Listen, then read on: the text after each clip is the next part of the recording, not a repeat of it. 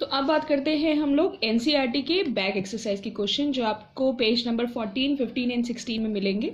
So question number 1 आपका है एक एमसीक्यू जिसमें वो पूछ रहा है कि which of the statements about the reaction below are incorrect. So आपके लिए बहुत ज़रूरी है ये देखना कि वहाँ पे वो आपसे इनकरेक्ट के बारे में पूछ रहा है, ना कि करेक्ट के बारे में। इक्वेशन है 2PbO + C forms 2Pb + CO2 and आपको 4 ऑप्शंस गिवन है। Lead is reduced, CO2 is getting oxidized, carbon is getting oxidized, this is oxidized, lead is getting reduced.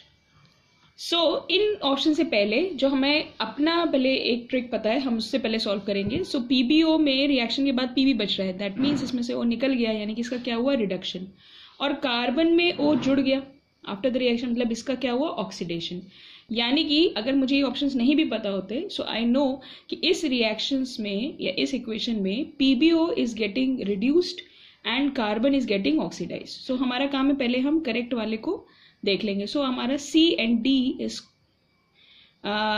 This is lead oxide. So C and D हमारा match कर रहा है जो हम लोगों ने बोला। So lead oxide is getting reduced and carbon is getting oxidise, यानी कि A और B जो ऑप्शंस होंगे वो आपके क्या होंगे इनकरेक्ट। सो फर्स्ट का आंसर हो जाएगा first option, that is A and B दोनों ही गलत है यहाँ पे। ठीक है, सो हमारी यहाँ पे जो टिप है जो ध्यान रखनी है, that's the hint, that oxidised हो या रिड्यूस सब्सटेंसेज हो that will always be on the reactant side. So हमें रिएक्टेंट साइड्स को ही देखना चाहिए, वहीं से हमारा आंसर आएगा for this kind of questions. Next question है there is a equation Fe2O3 + 2Al forms Al2O3 + 2Fe. It is an example of, और आपको 4 ऑप्शंस गिवन है, combination, double displacement, decomposition and displacement.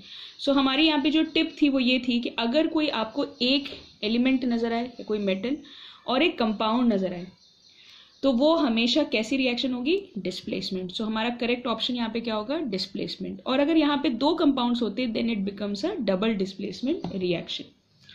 Next question number 3, what happens when dilute HCl is added to iron fillings?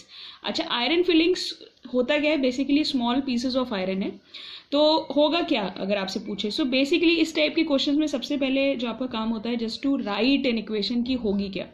So iron के लिए आप use करेंगे Fe symbol and hydrochloric या HCl symbol आपको पता ही है। सो देन जब ये रिएक्शन होगी, so iron being more reactive वो H को यहाँ से हटाएगा and it will form FeCl2 + H2। So यानी कि आपके प्रोडक्ट्स क्या क्या बन रहे हैं, iron chloride and hydrogen gas. So ये जितने भी ऑप्शंस आपको दिख रहे हैं इसमें से अगर आप देखिए so option number A is quitely matches with your answer. So that is A इसका सही जवाब होगा, that is H2 gas and iron chloride are formed. Next question, what is a balanced chemical equation and why should a chemical equation be balanced? So theoretical question है, इसका एक simple answer है that basically balanced chemical equation का मतलब ये होता है कि ऐसी equation जहाँ पे number of different atoms on reactant side should be equal to number of atoms on the product side. अच्छा, ये किस प्रिंसिपल पे अगर आप पूछेगा किस लॉ पे डिपेंड है, सो that is law of conservation of mass, जिसमें ये कहा जाता है कि रिएक्शन से पहले का मास और रिएक्शन के बाद का मास हमेशा कांस्टेंट होता है। ठीक है, so mass can neither be created not destroyed in a chemical reaction. So totality में वो इक्वल होता है और इसीलिए हम जब रिएक्शंस को बैलेंस करते हैं तो हम नंबर ऑफ एटम्स दोनों साइड क्या करते हैं इक्वल करते हैं। So this will be the answer of this question. Now question number 5, translate the following statement into chemical equation, यानी कि हमें वर्ड इक्वेशन से पहले केमिकल इक्वेशन बनानी होगी और फिर उनको बैलेंस करना होगा। सो फर्स्ट इक्वेशन है hydrogen gas combines with nitrogen gas to form ammonia. अच्छा, अब इसमें बच्चों को दिक्कत होती है, लेकिन इसके लिए भी सिंपल हिंट्स आपके लिए क्या है, जहां पे वर्ड कंबाइंस लिखा हो तो कंबाइन मतलब ये दोनों आपके रिएक्टेंट्स होंगे। सो हाइड्रोजन और नाइट्रोजन आपके हो गए रिएक्टेंट एंड कहीं पे लिखा हो to form, to produce, to give, so वो उसके बाद जो भी कुछ लिखा होगा that will be your product. So यहाँ पे ammonia is the only product. So हमने सिंबल्स लिखना शुरू करा, हाइड्रोजन के लिए H2 because it's a gas, again nitrogen के लिए N2 एंड अमोनिया के लिए you have to remember the formula that is NH3। So अब इसको बैलेंसिंग करने की बात है, नंबर ऑफ एटम्स काउंट करिए तो यहाँ पे 2 ही हैं, यहाँ पे भी 2 हैं, बट यहाँ पे N 1 है और H 3 है। सो इसको बैलेंस करने के लिए हम 2 से यहाँ पे मल्टीप्लाई करेंगे तो अब n यहाँ पे 2 हो गए, हाइड्रोजन अब हो गए 6, n तो हो गए बैलेंस, बट हाइड्रोजन यहाँ पे 6 है और यहाँ पे सिर्फ 2 है, यानी हम इसको भी किससे मल्टीप्लाई कर देंगे with 3, so it will also become 6। सो हमारी जो नई इक्वेशन आएगी बैलेंस्ड वन होगी 3H2 plus N2 forms 2NH3। Same ऐसे ही सेकेंड बी पार्ट है इसका, hydrogen sulphide gas burns in air to give water and sulphur dioxide. So burns in air में यानी कि H2S हाइड्रोजन सल्फाइड का formula, burns in air means O2, to give that means product की बात होगी water H2O and sulphur dioxide SO2। फिर से वही बात, अगर आप नंबर ऑफ एटम्स देखेंगे उनको बैलेंस करिए तो आपकी जो बैलेंस इक्वेशन आएगी वो आएगी 2H2S plus 3O2 forms 2H2O plus 2SO2। Balancing एक थोड़ा सा आपका प्रैक्टिस मांगता है, सो कोशिश करिए कि आप जब भी बैलेंसिंग करें तो आप एक साथ एटलीस्ट 3 से 4 इक्वेशंस ट्राई करिए ताकि आप इसके बारे में कॉन्सेप्ट्स को अच्छे से समझ सकें। थर्ड पार्ट है इसका, barium chloride reacts with aluminium sulphate to give aluminium chloride and barium sulphate.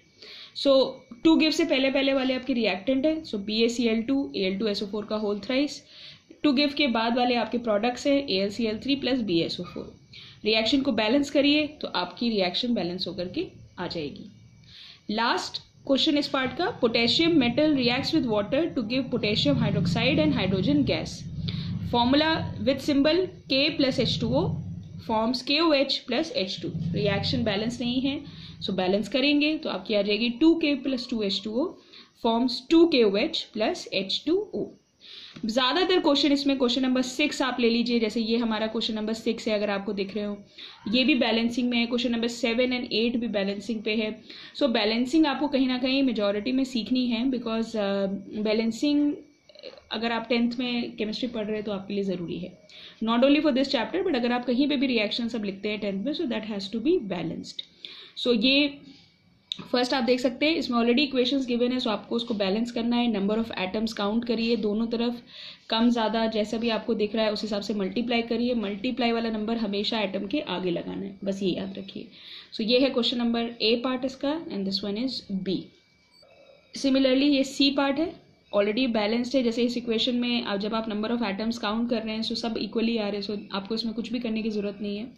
And this is question number D part of this question, ठीक है। क्वेश्चन नंबर 7 एंड 8 बिल्कुल सेम इसी पैटर्न में है, सो आप इसको खुद ट्राई करके देखिएगा। इन 8 में they also asking you the type of reaction. So type of reaction में आप सिंपल हिंट याद रखिए, जैसे अगर मैं इन दोनों की बात करूँ तो ये दोनों ही डबल डिस्प्लेसमेंट रिएक्शन है।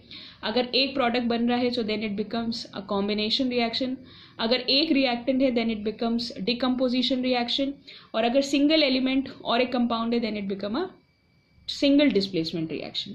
सो उन हिंट्स को यूज करके आइडेंटिफाई करने की कोशिश करिए। अगर आपको कोई भी डाउट्स आए या कोई प्रॉब्लम आए तो प्लीज आप मुझे कमेंट करके बताइएगा। So next question number 9, what is meant by exothermic and endothermic reaction. So simple term से ही आपको समझ में आता है, थर्मल मीन्स एनर्जी और द हीट, एंड एक्सो मतलब बाहर। So if the heat is released और energy is released in a reaction तो then it is called as exothermic. If the energy is absorbed or the heat is absorbed then it is called as endothermic reaction.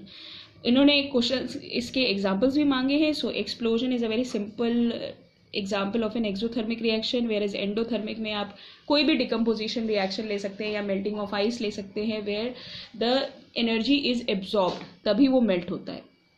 Next इसी से मिलता जुलता question है that why respiration is considered to be an exothermic reaction. So during respiration energy is absorbed to break glucose into simpler substances. Hence it is considered to be an exothermic reaction. So simple सी बात है, respiration में भी जब आप एक complex substance को simple substances में break करते हो तो वो तभी possible होता है जब आप उसको heat provide करते हैं. So again heat absorb हो रही है to break that compound, so that is why it is considered as endothermic reaction.